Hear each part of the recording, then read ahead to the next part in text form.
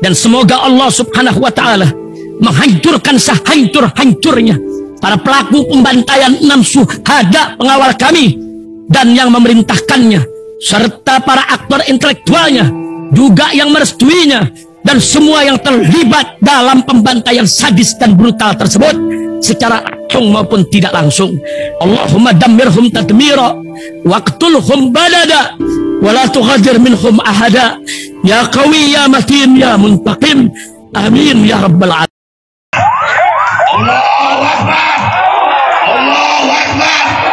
Assalamualaikum warahmatullahi wabarakatuh. Welcome back, selamat datang lagi di channel Babe Aldo bersama gua Babe Aldo, YouTuber yang biasa yang dibahasakan. Jangan lupa ngopi. Bismillahirrahmanirrahim.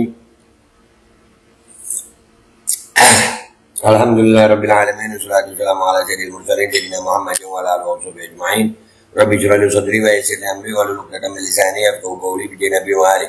Salam revolusi akhlak, semangat revolusi akhlak. Semoga akhlak kita jadi lebih baik hari ini dibanding kemarin. Panjang umur, perjuangan, merdeka, Allahu Akbar. Salam sejahtera bagi seluruh rakyat Indonesia dimanapun kalian berada. Semoga kalian semuanya dalam keadaan sehat walafiat, tidak kurang suatu apapun. Dan mudah-mudahan kalau ada yang sakit dari kalian, itu menjadi sakit penghapus dosa, penambah pahala. Sakit yang insya Allah segera disehatkan oleh Allah SWT dalam sehat dan manfaat. Amin ya rabbal alamin. Oke guys, masih seputaran kasus Vina Cirebon ya.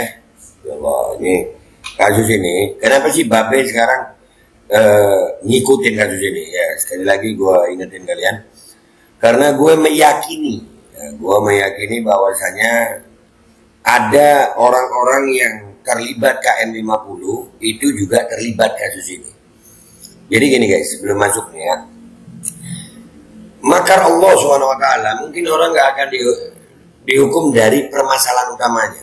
Contoh-contoh, kita menduga Sambo terlibat kasus KM50, tapi Allah bongkar, Allah jatuhkan dia, Allah hukum dia, Allah permalukan dia. Ternyata apa? Kasus pembunuhan Brigadir C. Begitu. Nah, ini lihat nih nanti. Kasus Vina tiap hari makin terbongkar. Kita akan terus ini. Gue meyakini itu. Oh, ini makar Allah gitu. Nah, sekarang yang mau gue angkat di sini ada berita begini dari TV One News. Penetapan Peggy alias Peron sebagai tersangka pada kasus pembunuhan Vina dan Eki menambah kasus ini jadi semakin liar. Bahkan belakangan ini polisi juga menghapus 2 DPO dari 3 DPO yang telah ditetapkan sebelumnya. Itu loh.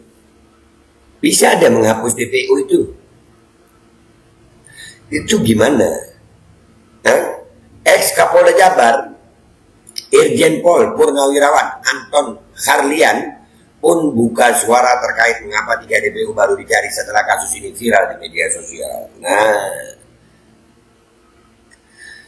ini ex Kapolda guys, ex Kapolda, ya mantan Kapolda Jabar. Gue nggak tahu waktu kasus Vina ini beliau atau bukan gitu. Ini ada cuplikan videonya guys ya.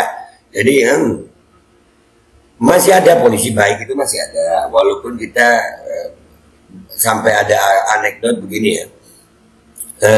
Kalau ada polisi baik itu oknumnya itu malah saking banyaknya sudah. Ya, oknumnya itu yang polisi baik itu. Kita lihat ini ya, Bismillahirrahmanirrahim. Berlalu kan polisi sudah tahu masih ada 3 DPO yang dicari. Kenapa justru baru dicari setelah kasus ini jadi viral, setelah jadi film, setelah masyarakat memberikan atensi yang luar biasa? Nah itu. Jadi memang benar juga kata Ko Alvin Lim ya.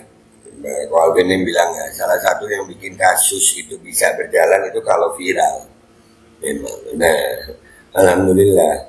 Ya adanya media sosial ini walaupun juga banyak dampak buruknya ya, tapi kita berusaha untuk menjadikan media sosial kita ini sebagai sarana prasarana untuk yang positif, memviralkan segala sesuatu yang berkaitan dengan kebenaran dan keadilan.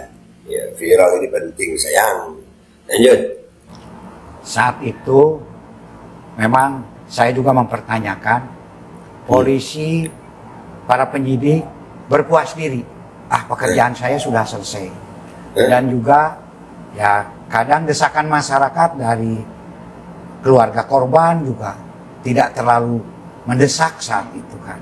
Sehingga iya Pak. dengan demikian cukup 8 saja, karena 11 dari 8 juga kan ini sebuah prestasi bagi Polri. Namun di dalam hal ini pun juga salah satu masalah sebetulnya kalau mau kita ungkapkan internal Polri itu sendiri untuk mencari DPO ini tentu saja perlu satu anggaran. Nah, sementara anggaran untuk DPO itu tidak ada. Jadi kan sekarang kinerja berbasis anggaran.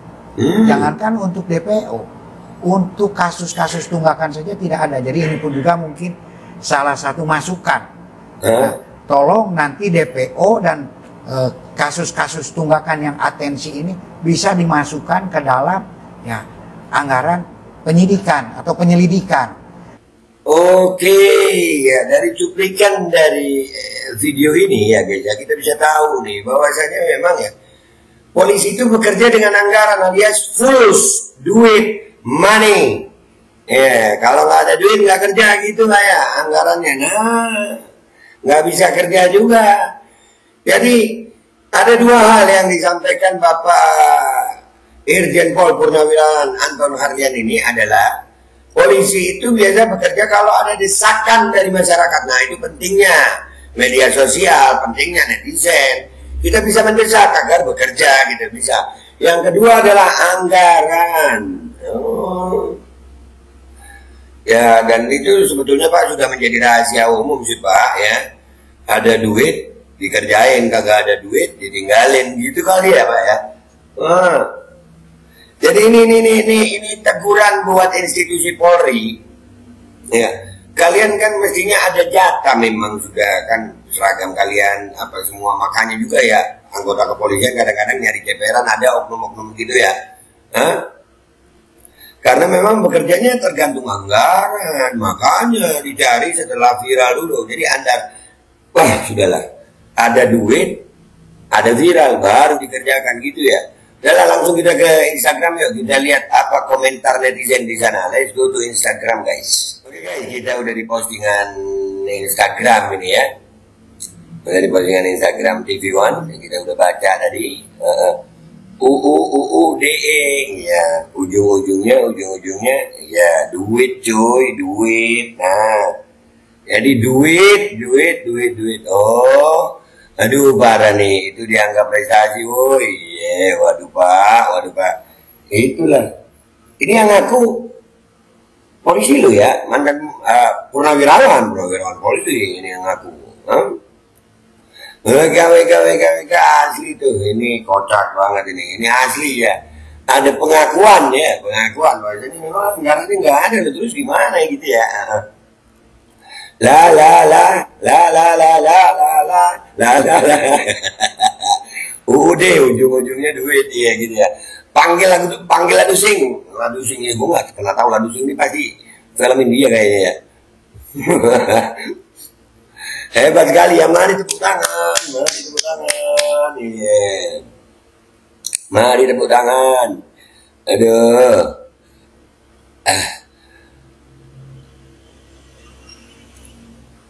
Perlu anggaran berapa T? Ujung-ujungnya duit. Parah nih, parah.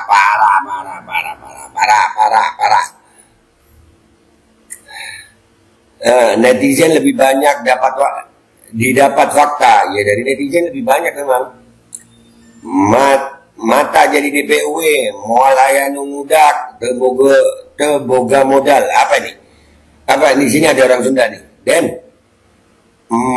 Matak jadi DPO matak. Iya. Mendingan. Oh mendingan. Mendingan jadi DPO aja gitu ya. Moal ayah nungudak, nggak bakal ada yang ngejar ya. Teboga modal, nggak ada modalnya yang mau ngejar gitu ya. Ya makasih Den. Abdi hayang pamajikan.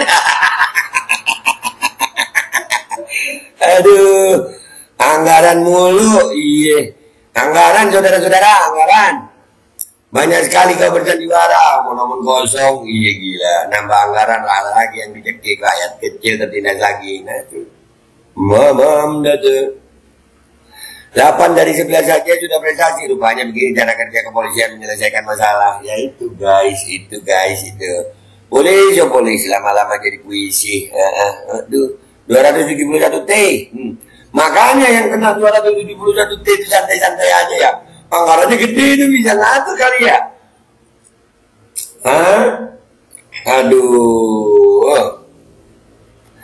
Aduh, mantan jenderal iya. Anggaran.